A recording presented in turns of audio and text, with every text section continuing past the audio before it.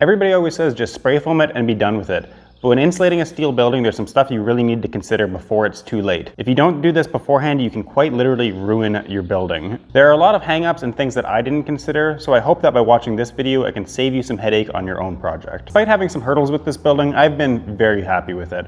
I chose not to insulate it right away due to budget reasons, and because of that, this building has been basically unusable. In the summer, it is even hotter than it is outside, and in the winter it's every bit as cold, so getting this place insulated quickly moved to the top of my priority list. But as you're probably aware, there is so much misleading information out there regarding insulation, especially when it comes to steel buildings. The major types of insulation we're going to talk about today are spray foam insulation, RockWool insulation, the Batt roll insulation that typically comes with these building kits. We'll also talk about rigid foam insulation and as well as pink fiberglass insulation.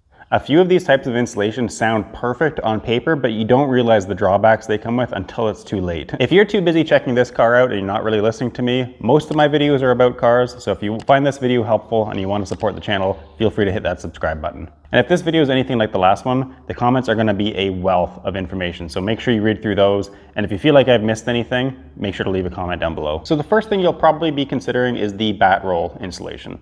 And I say it's the first one because it usually gets pitched by the steel building manufacturers when you're buying one of these building kits. It gets delivered with your building kit and it gets installed when the building is being put up. So it sounds great on paper, but there is always a catch. So this building is 30 feet by 50 feet. It's got two 10 by 10 high lift doors and a single man door, and it's got 14-foot walls. I don't know the exact square footage of the area to be insulated, but it's around 4,000 square feet.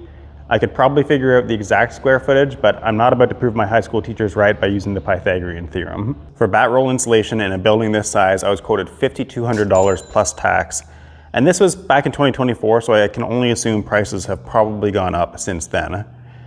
That is actually on the cheaper end of the types of insulation we're gonna look at. Only that price isn't the real cost, and I'll get to that in a minute. These are R20 for both the walls and the roof. It comes with its own vapor barrier built in, and it goes up with your building, so what's not to like? Most of these roll installations are just filled with pink fiberglass insulation, which is great for tons of applications. The issue starts to be that over the years that insulation will start to compress and sag, and you'll start to lose your R value over time. And God forbid you ever get any sort of water leak. If that gets into your insulation, that is going to sag so much faster. The water is going to have nowhere to go because it's trapped inside the vapor barrier, and it's going to start to mold, and you're never even going to know it because it's hidden inside that white plastic. That's worst case scenario. But something that I think is a way more realistic concern is if you're going to be using your garage like a workshop like I am, even if you're not, even if you're just using it as a garage for storage, these things are going to get bumped into. They're going to get damaged over time. They might get torn. The issue becomes that because it's one big sheet, you can't just replace the damaged section. You'd have to take the wall down. And now what's the fix? You're gonna try to patch it? Are you gonna put some tape over it? It's just gonna start to look like crap over time. Any damage to it is probably gonna help accelerate that sagging and the loss of R value. It's just not a perfect solution for the type of building that this is gonna be. But by far the biggest issue is that the cost isn't the real cost. When you go with this type of insulation, the cost per square foot of having your building put up goes up. You might be thinking, well, that's no problem. I'm gonna put up the building myself. I spoke with somebody that did exactly that, and they said they would absolutely never do that again because of how much work the Batt roll insulation added to their project. And when I was calling around getting quotes for having this building put up, I even spoke to one installer who flat out refused to put up any of these buildings if it was that type of insulation because of how much extra work it added for them. These might be rare one-off cases, but it's stuff that I would have liked to have known before I bought a building. Next, we are going to talk about spray foam, and oh boy, is this a big one. It was probably tied with RockWool for the most comments advocating for it on my last video. There are some reasons that I went with spray foam over RockWool, not necessarily because I wanted to, and there are some reasons I didn't go with RockWool just because of the nature of steel buildings. It's not because of the manufacturer or anything like that, it's more just stuff that I didn't really consider with steel buildings, and hopefully it gives you guys some time to think about it before you buy your building. So with spray foam, we've got open cell and we've got closed cell. Closed cell acts as its own vapor barrier, moisture cannot permeate it. Closed cell is way stiffer and stronger, and it's going to make your whole building a lot stronger. And closed cell is twice the R value per inch. And because of this, open cell is cheaper. There might be some climates or building types where open cell would be beneficial, but I don't think it should even be a consideration in a steel building. Steel buildings inherently have issues with moisture and condensation, so gluing a gigantic sponge to the inside of your building is probably a great idea if you're looking to test out your building's warranty. It seems to be fairly universally agreed that closed cell spray foam is some of the best insulation that's available.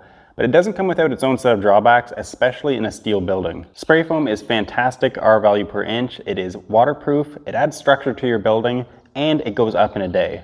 And most importantly to good insulation, it stops air movement. These steel buildings have lots of little cracks in them, and it's going to stop air movement through all of those little seams. But there are some drawbacks. The first one is obviously the cost. I was quoted $8,600 plus tax for 3 inches of spray foam. That's equivalent to about R19, and this is R value that's not going to change over time or sag or lose its value. Anything over 2 inches is going to act as its own vapor barrier, which is fantastic, and the cost is the cost. There's not going to be any hidden fees. A big thing to plan for with spray foam is thermal bridging. If this isn't something you take into account, you're going to have moisture buildup and unwanted condensation down the road. There's a lot of confusing information out there about this, and I'm not an expert, but this is my understanding of it. If you insulate just the faces of your walls and roof and not the structural beams that are connected to the outside steel, then you're going to be susceptible to thermal bridging. Say it cools off at night and your building inside stays nice and toasty warm thanks to your new insulation. That outside air is going to cool off your outside steel of the building naturally, but that cold air is going to start to radiate through that structural beam and come into your building. Not only is this going to technically decrease your R value because you're bringing in that cold air from outside, but you're also going to start getting moisture buildup. Think about it like the mirror in your bathroom. That mirror is like cool with the ambient air. You introduce a bunch of warm air from your shower, which would be like the warm air inside your shop, and all of a sudden that cool mirror has got a whole bunch of moisture on it. That's going to happen on all of the structural beams of your shop if you're not careful. The way I understand it is there's 2 main ways to mitigate this. The first one, the easiest one, is to just fully encapsulate those beams when you do the spray foam. That way there's no surface with a different temperature on it. The other way is to put climate control in your building. If the outside air is cool and that beam, that structural beam is starting to radiate cool air inwards, if you're actively heating the building, that thermal bridging sort of happens in both directions. The beam is being warmed on this side, cooled on this side, so that there's no real surface where there's a huge temperature difference, so I don't think the condensation can really happen. Again, I'm not an expert, but that's my understanding of it. That all being said, thermal bridging still isn't the biggest thing you need to consider with spray foam. I plan on using spray foam from the get-go, but one thing I hadn't considered is that spray foam alone doesn't meet building code. And I don't really care about building code, but what I do care about is I have a lot of money invested in this building. I plan on welding and throwing a lot of sparks around here, and spray foam is very flammable.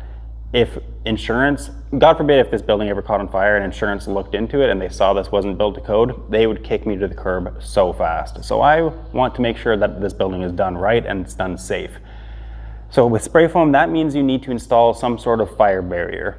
That's typically done with drywall, but something you need to make sure before you buy your building is that it is rated for drywall. I didn't tell the manufacturer, I guess, that I was going to finish this building, or maybe I told them that I wasn't finishing it right away because I knew I didn't have the money to do it. But because of that, this building is not rated to have drywall hung from the ceiling. It is very heavy, and it's probably not a big deal if you live in a place that doesn't get a ton of snow, but I get a ton of snow here, and I don't want to compromise the snow load rating of the roof by hanging a bunch of extra weight from it. So that means I can't use drywall as a thermal barrier for this roof. So my next thought was I'll just use some thin gauge metal. That is lighter. It's probably cheaper than drywall. But then I started adding it up, and it is not very cheap. And with the amount of little tiny side braces and weird angles and stuff, there would be a lot of like really fine trimming with metal, which is not the most forgiving stuff to work with. And this is a big building. Even if I had 2 scissor lifts and a bunch of people helping me, getting sheets in place up that high and trimming around those little braces and stuff, it would be so much work, like weeks or if not months worth of work on top of all the cost. So that's something else to consider. If you're planning on having a fire break and you're thinking initially drywall, make sure your building's rated for it. Steel, that's a lot of work, which led me to the third option, and that is intumescent paint. I don't know exactly how to say it. It's called DC315. It is a paint that is a certified code compliant fire barrier. It's really cool stuff. If it's exposed to a flame, it like bubbles up and quadruples in size and it insulates itself from fire. That stuff is great. I like the color of it. It makes the spray foam look a lot better. It reflects the light really well. It's code compliant. It goes on in a day, which is really huge, but it is still very expensive. It is as much as the spray foam costs. So whatever you're planning on paying for spray foam, if you want the fireproof paint, double it. Not to mention, if you were going to drywall the building, it might be cheaper, but at that point you're putting studs in your entire building and you're basically just building a building inside of your building. At that point, why didn't you just go with a wood frame building? RockWool is the next big one to consider, and it was probably the most suggested one in the comments of my last video, and it's honestly the product that I would have liked to have gone with. It is mold resistant, it's rodent resistant, it is basically fireproof, it is super easy to work with, it stands up on its own, you can cut it with a bread knife, it's got structure to it, and it's really good sound deadening, which would be fantastic in a shop like this.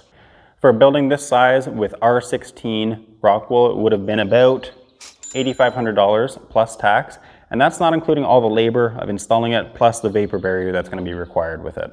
Again, one of my big hangups with RockWool is that I would need to put studs in this entire building. Even though it stands up on its own, it kind of needs some sort of structure to hold it in place. You could maybe try to hold it in place with just a vapor barrier, which also has its own set of issues. That would be really hard to attach a vapor barrier to a steel building without any studs in it. And if you're doing that on the roof, I don't know how well I would trust that long term. RockWool is still going to be quite a bit of weight, and holding it up with plastic while I'm throwing sparks at this plastic constantly over the years, I don't know if I would trust that long term. For the price, it is way more work for less R value than spray foam. The only real upside I can see is, for one, it's going to be a fantastic sound deadener, and two, if you ever damage any of the outside panels or the roof of the building, it's going to be way easier to replace those panels with RockWool, because with spray foam, this whole building is basically just glued together now. Pink fiberglass insulation is another common one, but it is basically just RockWool, but worse in every imaginable way. It is way more dangerous to work with, it's more flammable, it is going to lose its R value if it gets wet, and it's susceptible to molding. The only thing it's really got going for it is it's cheaper. It's about $2,800 for a building this size, and it has basically the same drawbacks to the install. It's actually probably harder to install because it doesn't have any structure on its own. I really wouldn't recommend pink fiberglass for a building like this. Maybe if you were doing like a false attic in a building like this and you could pack it with pink stuff just for it being cheap, that might be an option, but otherwise I never even really considered it. Now the underdog, which is rigid foam insulation. I wanted to do my whole building in this stuff because it is so insanely easy to work with. A whole sheet of it only weighs a couple of pounds. You can just score it and snap it with a knife, glue it to the wall, and you're done. To do the entire building with R10 sheets would have been $5,800 plus tax, which isn't a ton of insulation for the money, but the nice thing is you can just glue another layer on top if you wanted to. I could fully put RockWool in between these studs now if I wanted to. It is a very versatile type of insulation, and it is so easy to work with. It goes up so fast. The issue is, because it's closed cell foam, you still need a fire barrier over it. I was gonna drywall the lower part of the shop anyways because I wanted an area to be able to put up little shelves and stuff like that. So I figured I could go with the lower R value on an area where the R value matters the least. You gain and lose all your heat through the roof anyways. So I figured I could sacrifice a little bit down here to save a whole bunch of money. If I didn't need to cover this stuff, I probably would have done my entire building with it and just done the roof with a double thickness layer. This stuff is fantastic. And because it's 2 inches thick, it acts as its own vapor barrier, and the foil face on both sides really helps a lot with radiant heat. So that covers it. I hope this helped.